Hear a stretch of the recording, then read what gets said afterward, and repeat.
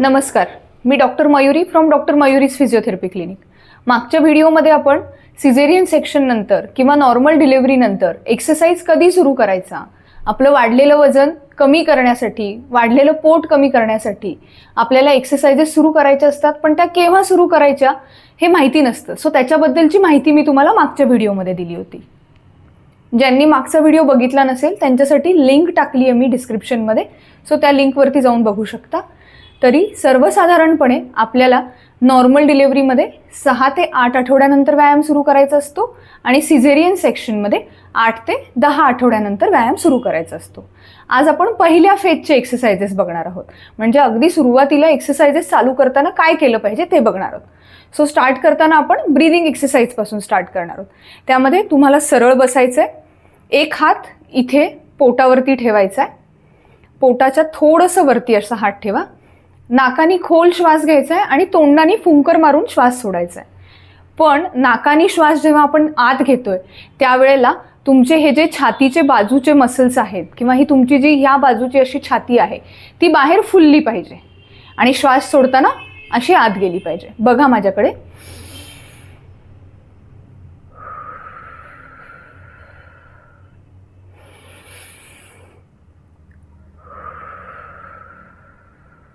माझ्या हाताच्या हालचालीकडे बघा.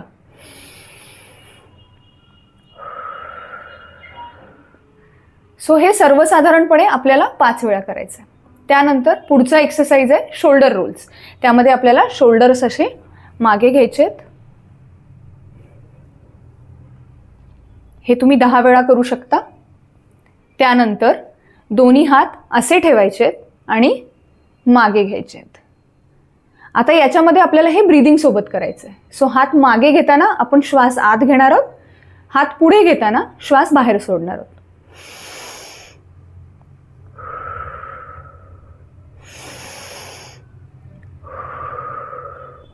हा एक्सरसाइज आणि ह्याच्या आधीचा शोल्डर रोलचा एक्सरसाइज हा का महत्त्वाचा आहे, तर आपल्या डिलेव्हरी नंतर हे इथले स्नायू जे आहेत ते खूप टाईट होतात. का? कारण एकतर आपण ब्रेस्ट फीडवरती असतो, त्यामुळे ब्रेस्टचं वजन वाढलेलं असतं, त्यामुळे शोल्डर ड्रूप होतात. किंवा आपण फिडिंग पोझिशन्स ज्या अशा वाकून घेतो त्यामध्ये सुद्धा हे शोल्डर असे ड्रूप होतात. त्याच्यामुळे हे सगळे स्नायू आपले टाईट होतात. सो ह्या स्नायूंना स्ट्रेच मिळेल आणि चेस्ट ओपनिंग होईल. पुढचे जे व्यायाम आहेत ते आपण झोपून करणार आहोत. सो यामध्ये पायाचे पंजे तुमच्याकडे वर ओढायचे आहेत, पूर्ण ताणून घ्यायचे आहेत. तुमच्या पोटरीला काफ मसल्सना स्ट्रेच जाणवला पाहिजे. परत खाली घ्यायचे आहेत पूर्णपणे, पुन्हा वर घ्या, खाली, असं एक 10 वेळा करा.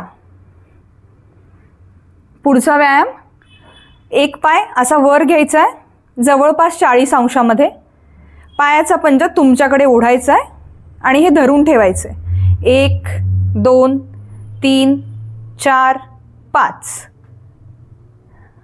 हा पाय वर, पायाचा पंजा ओढायचा आहे. 1 2 3 4 5. असं दोन्ही पायांचं 5-5 वेळा करायचं आहे. मग तुमचे दोन्ही पाय गुडघ्यातून असे वाकवा, दोन्ही हात पोटावरती ठेवा. पोटावरती म्हणजे लोअर ॲब्डॉमेनवरती ठेवा, खालच्या पोटावरती ठेवा. आणि यामध्ये तुम्हाला काय करायचं आहे, तुमचं खालचं पोट आतमध्ये ओढायचं आहे, म्हणजे तुमचं जे ॲब्डॉमिनल मसल्स आहेत ते असे टक इन करायचे.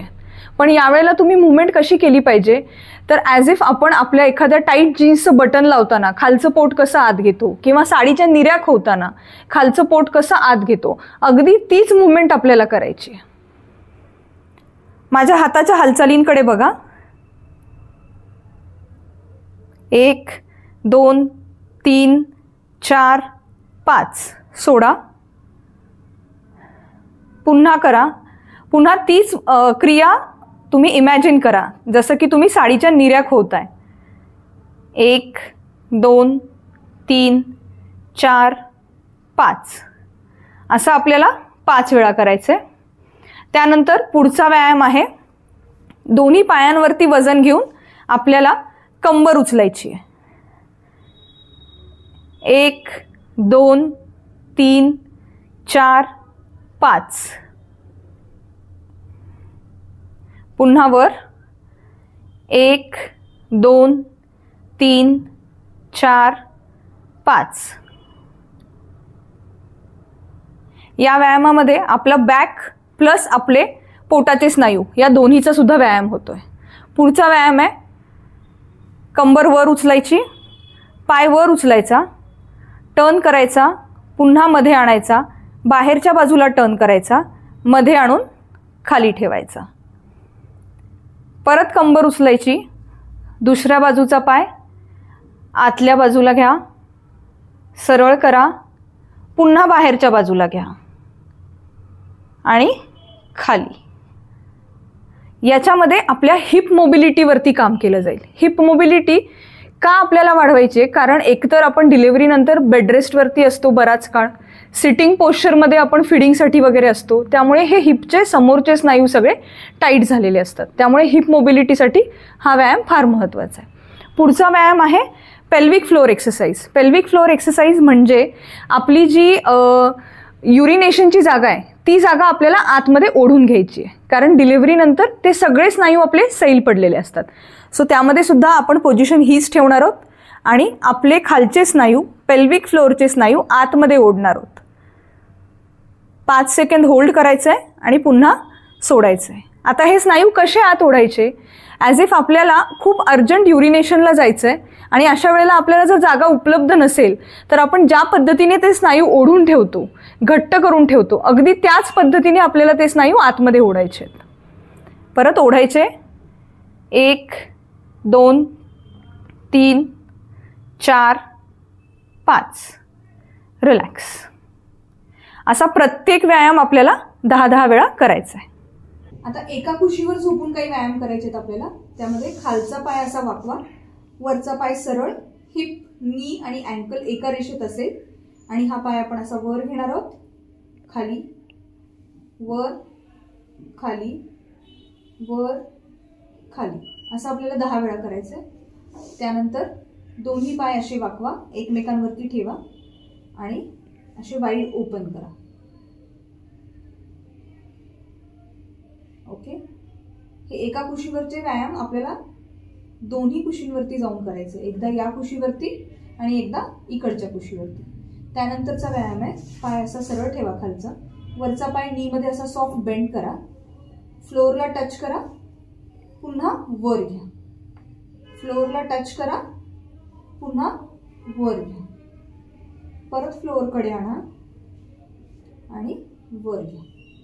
या पोझिशन मधला शेवटचा व्यायाम दोन्ही पाय सरळ, वरचा पाय पोटापर्यंत आणा, खाली घ्या, परत पोटापर्यंत आणा, खाली घ्या, वर, खाली. हे असा प्रत्येक व्यायाम 10-10 वेळा आणि दोन्ही कुशींवरती करायचं. आता वजन कमी करण्यासाठी प्लस लोअर बॉडी स्ट्रेंथ वाढवण्यासाठीच्या काही बेसिक एक्सरसाइजेस चालू करू. त्यामध्ये पहिली एक्सरसाइज आहे जम्पिंग जॅक करायचे आपल्याला, पण without jumps. Okay. So in that हात वर खाली, परत शिफ्ट व्हा, हात वर खाली, शिफ्टिंग वर खाली. ही मुवमेंट तुम्ही जेवढी फास्ट कराल तेवढा आपल्याला त्याचा फायदा होईल. कंटिन्युअसली ही मुवमेंट तुम्ही 30 सेकंड्स करू शकता किंवा 30 काउंट्स पर्यंत करू शकता. त्यानंतर वाईड अपार्ट लेग्स, दोन्ही हात असे, 1 2 3 4 5 6 7 8 9 10. हे असं तुम्हाला 30 काउंट्स पर्यंत करायचंय. त्यानंतर पुढचा एक्सरसाइज आहे चेअर स्क्वॉट्स. चेअर आपण अशी ठेवणार आहोत, दोन्ही हात असे ठेवायचे आणि असं खाली बसायचंय तुम्हाला. उठताना बॉडी थोडी फॉरवर्ड, कम अप. ओके. बसताना दोन्ही हिप्स मागे करा आणि असं बसा, परत उठा, बसा. असं कंटिन्युअसली तुम्हाला 30 टाइम्स करायचं. त्यानंतर पुढचा एक्सरसाइज आहे लंजेस.